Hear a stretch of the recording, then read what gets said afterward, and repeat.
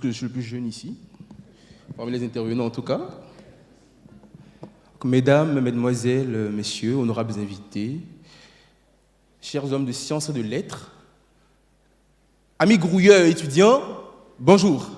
Je suis Olivier Effy, jeune étudiant et actuellement dans le programme de Grande École d'HEC Paris.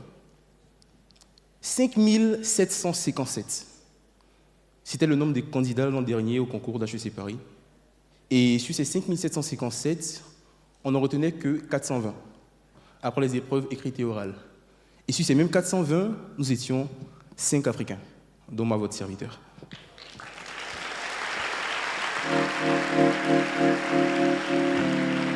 Mais comment y suis-je parvenu? Est-ce que je suis né avec des capacités extraordinaires depuis la naissance? Je ne pense pas. Ai-je eu besoin, comme nos papas ici présents aussi, de travailler à la lumière de certains lampadaires les soirs lorsqu'on coupait le courant? Je ne pense pas non plus.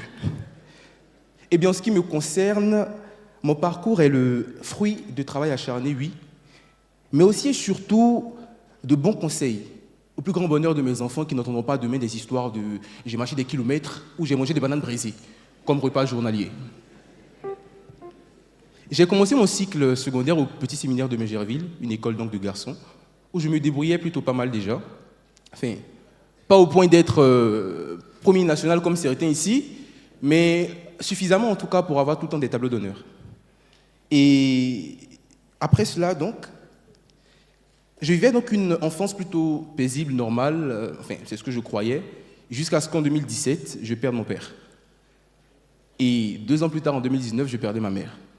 Autant vous dire que mon parcours était complètement bouleversé, je me sentais bouleversé, perdu, etc. Et les études étaient pour moi devenues une sorte de réconfort. Je me suis complètement réfugié à l'intérieur et je bossais juste pour bosser, sans forcément savoir où j'allais. Je travaillais juste pour me sentir en train de travailler, en gros. Mais je vous avoue quand même que travailler sans direction exacte n'est pas forcément la meilleure chose à faire. Et moi, mon salut est venu d'une chose, de mentor. C'était à la base le répétiteur de ma sœur aînée. Et à partir de la classe de 4e, il a commencé à également me suivre pour les cours. C'était quelqu'un qui avait une pédagogie impeccable. Il avait cette capacité-là de pouvoir me redonner le sourire, même lorsque je travaillais avec colère, de façon générale. Et on parlait beaucoup d'économie, de finances, de politique publique, etc., de géopolitique même souvent. Et je l'admirais énormément. À côté de lui, donc, il y avait aussi cette deuxième personne-là. Enfin, je ne sais pas si être jeune, c'est synonyme nécessairement d'être nul ou d'être incompétent, mais j'ai rencontré également une personne qui avait à peine 5 ans de plus que moi, mais dont la pertinence dans les analyses, dans les décryptages de l'actualité, même de l'économie de façon générale, m'avait toujours époustouflé. Cette personne a étudié également de l'économie. Donc, je n'ai pas réfléchi. Pour moi, c'était de l'économie. Donc, l'économie, pour moi, était devenue l'objectif ultime.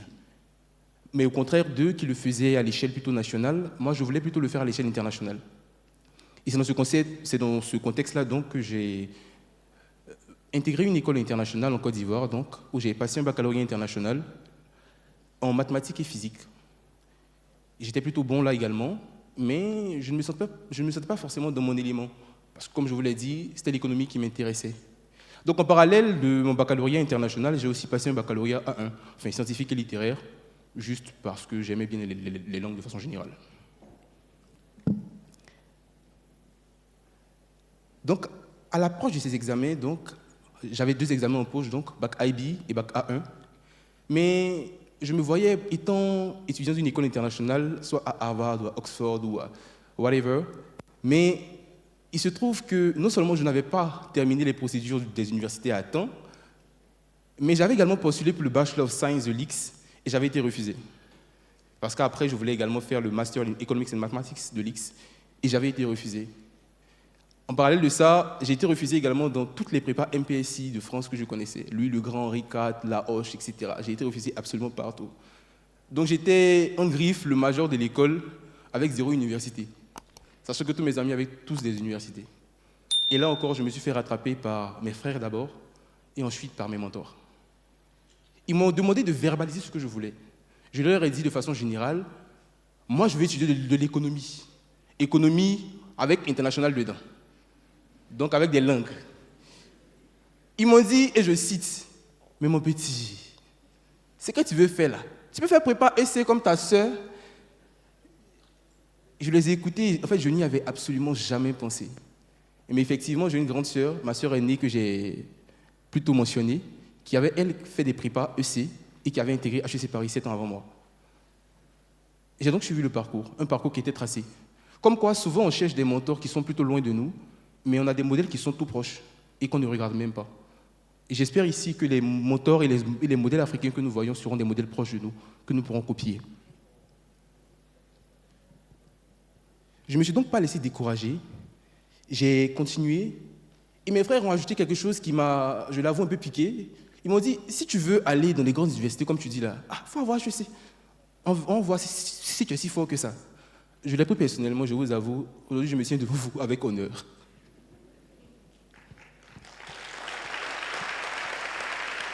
Donc, avait-il raison, au final?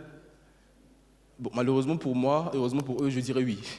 Parce qu'effectivement, j'ai fait 2 ans de prépa où je n'étudiais que de l'économie, du droit et des langues. Et justement, au lycée international, je ne faisais pas d'espagnol, langue que j'ai reprise jusque-là et où je suis actuellement au niveau B2. Donc pour dire que, de façon générale, non seulement on cherche des modèles qui sont loin, mais également, on ne demande pas de l'aide même lorsqu'on en a besoin. Et en tant qu'étudiant, on sait à quel point c'est difficile de trouver des stages, de faire tout ce qu'on veut. Mais moi, je voudrais juste, par mon témoignage, vous dire aujourd'hui que... Enfin, moi, je ne pense pas que j'ai réussi quelque chose actuellement, hein, franchement dit. Mais je pense quand même que le fait d'avoir eu des mentors me met au moins sur la bonne voie pour pouvoir réussir ce que je veux réussir dans ma vie. Et donc, je voudrais vous encourager tous aujourd'hui à avoir des mentors. Le mentor n'est pas seulement quelqu'un qui vous aide financièrement, mais par de simples réorientations, par de simples conseils, par de simples réconforts souvent. Il peut changer la trajectoire de toute une vie. J'étais destiné à faire de l'ingénierie civile. Aujourd'hui, je suis à HEC Paris. Je vous remercie.